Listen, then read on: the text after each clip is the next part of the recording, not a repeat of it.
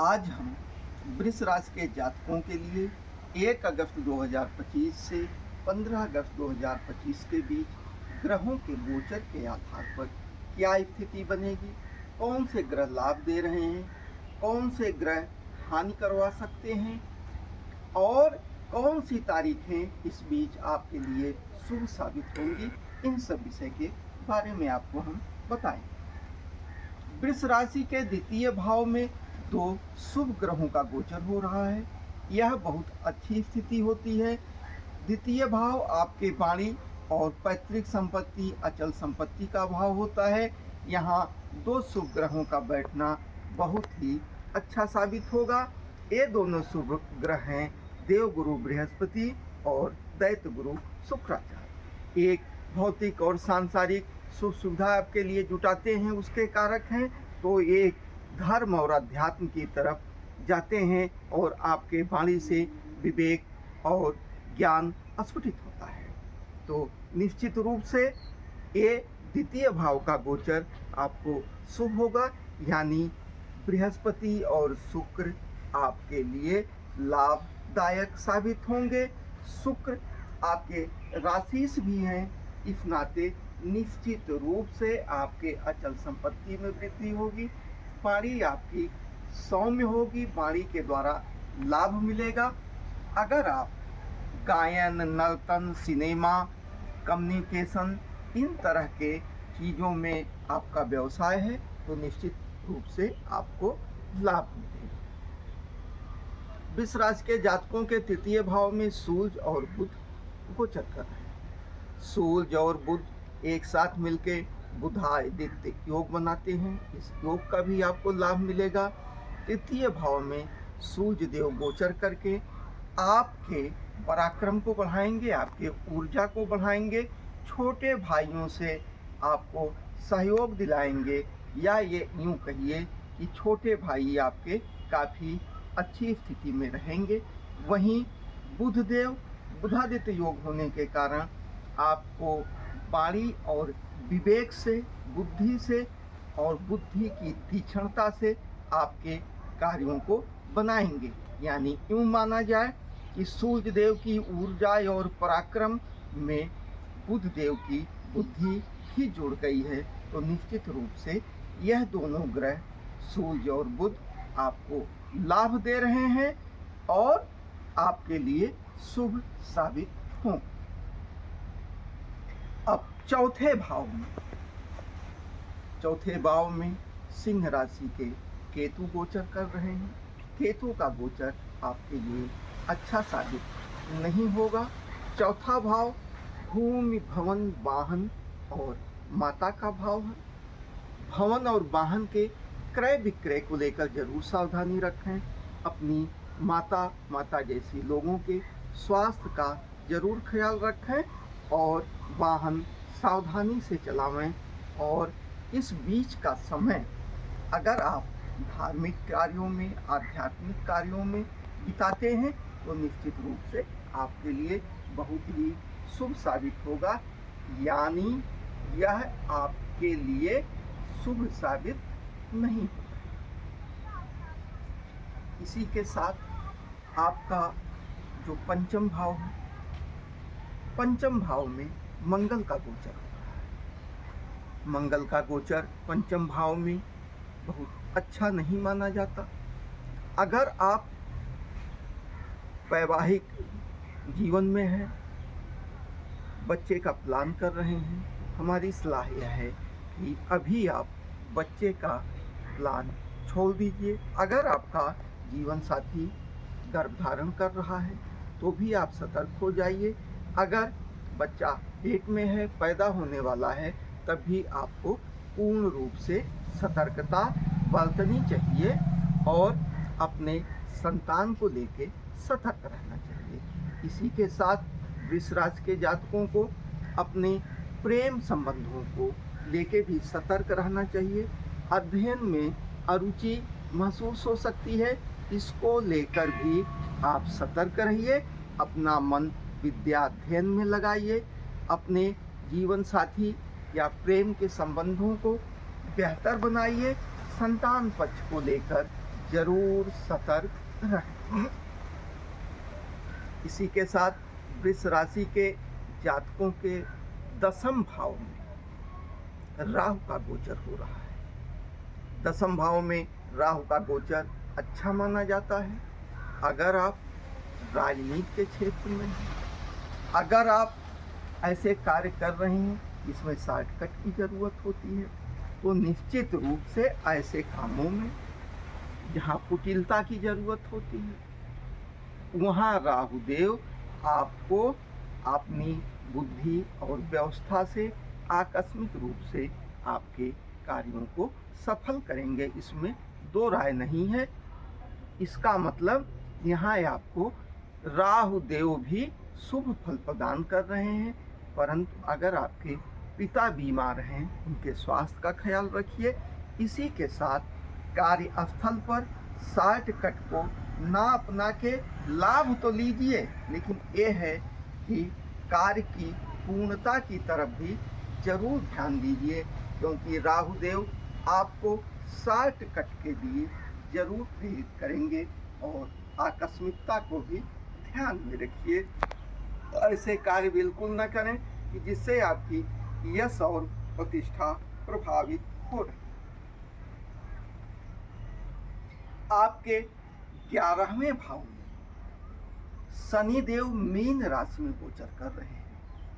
Mean राशि का गोचर शनि के लिए शुभ माना जाता है, क्योंकि देव गुरु बृहस्पति की राशि में, जल तत्व की राशि में शनि देव अच्छे फल प्रदान करते हुए देखे जाते हैं। वृष राशि से यह गोचर 11वें भाव में हो रहा है। 11वां भाव नियमित आमदनी का भाव होता है। 11वां भाव आपके बड़े भाई जैसे लोगों का, बड़े भाइयों का भाव होता है। तो इस भाव में गोचर करते हुए शनिदेव आपको कई तरह से लाभ पहुंचाएंगे। आपके जीवन में जो समस्याएं आ रही थीं, उन समस्याओं में निश्चित रूप से कमी होगी, इसमें कोई दो राय नहीं होगा। अगर शनिदेव की दृष्टि से देखा जाए तो आप अपने जीवन के बहुत ही अच्छे पलों से गुजर रहे हैं। आपको बहुत ही लाभ मिलना शुरू हो गया होगा 29 मार्च से।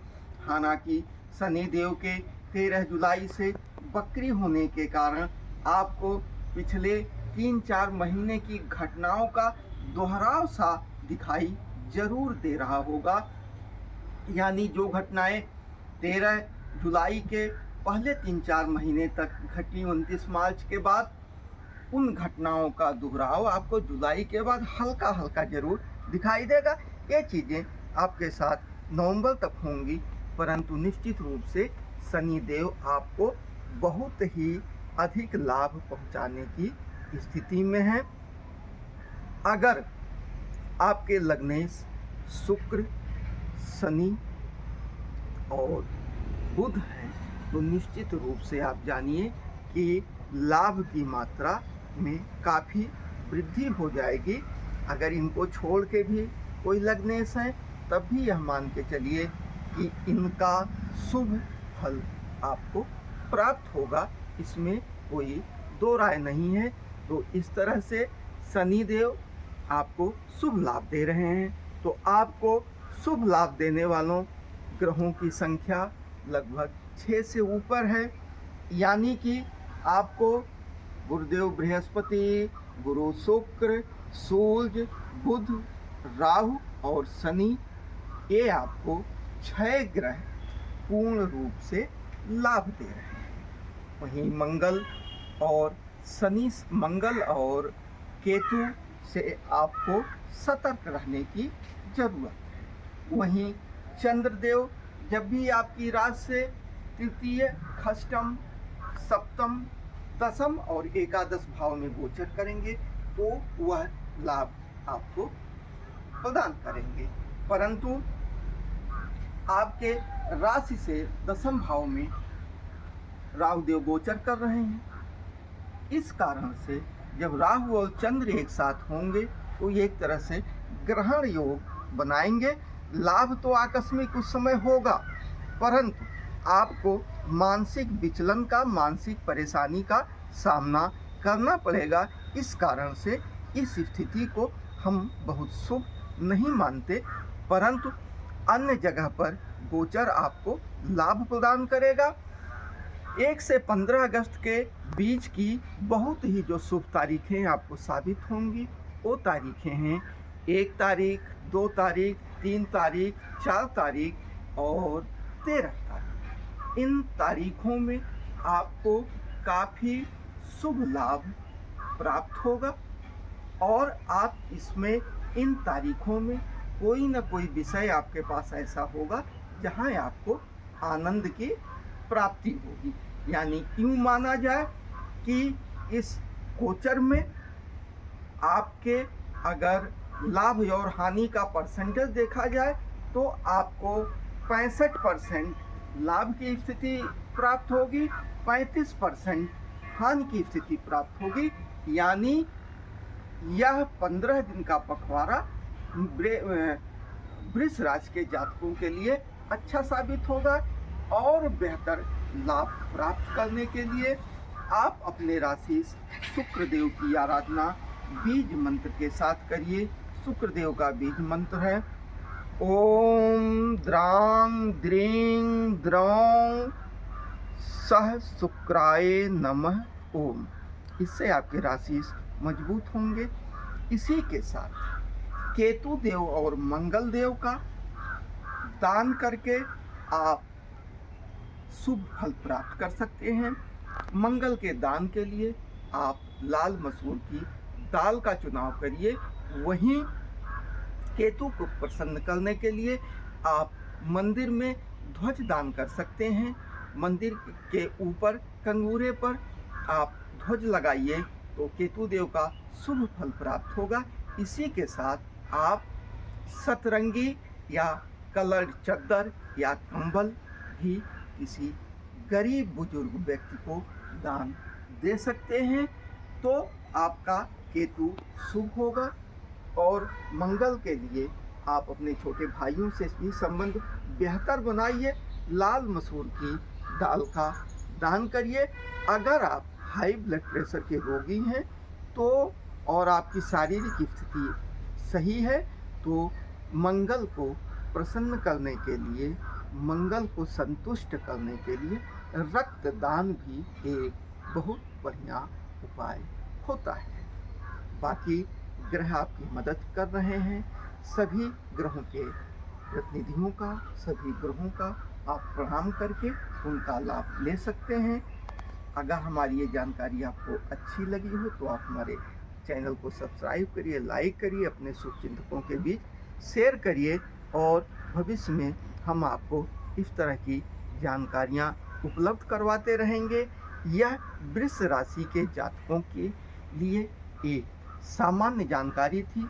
इस जानकारी का लाभ उठाकर आप अपने जीवन को बेहतर बनाने का कार्य करिए। इसी के साथ किसी भी व्यक्ति के बारे में व्यक्तिगत आंकलन के लिए कई चीज़ों का होना आवश्यक होता है। उसमें लग्न, लग्नेश, नवमांश, दशा, अंतर्दशा, अष्टक वर्ग जैसी तमाम चीज़ों को एक साथ रख के किसी व्यक्ति के बारे में आकलन किया जा सकता है। वो आकलन सटीकता के साथ होता है। तो आप इस जानकारी का लाभ उठाइए। अगर व्यक्तिगत जानकारी चाहिए आप हमारे चैनल पर लिख सकते हैं। हम स्वयं और योग्य ज्योतिषियों के साथ सलाह मशविरा करके एक बेहतर सलूशन देने का कार्य करेंगे जिससे आपका जीवन और बेहतर हो जाएगा। ज्योतिष आपके लिए एक छत्र का कार्य करता है। बरसात रोकी नहीं जा सकती परंतु एक छतरी आपको बरसात से बचाती है। यही कार्य ज्योतिष का है। आपके जीवन में होने वाली सुखद और दुखद घटनाओं के बारे में एक आकलन किया जाता है ग्रहों के गोचर के हिसाब से। उस गोचर को ध्यान में रखकर, जानकारी में रखकर आप अपने लिए बेहतर निर्णय ले सकते हैं। आप सभी का दिन शुभ हो। जय शुक्रदेव।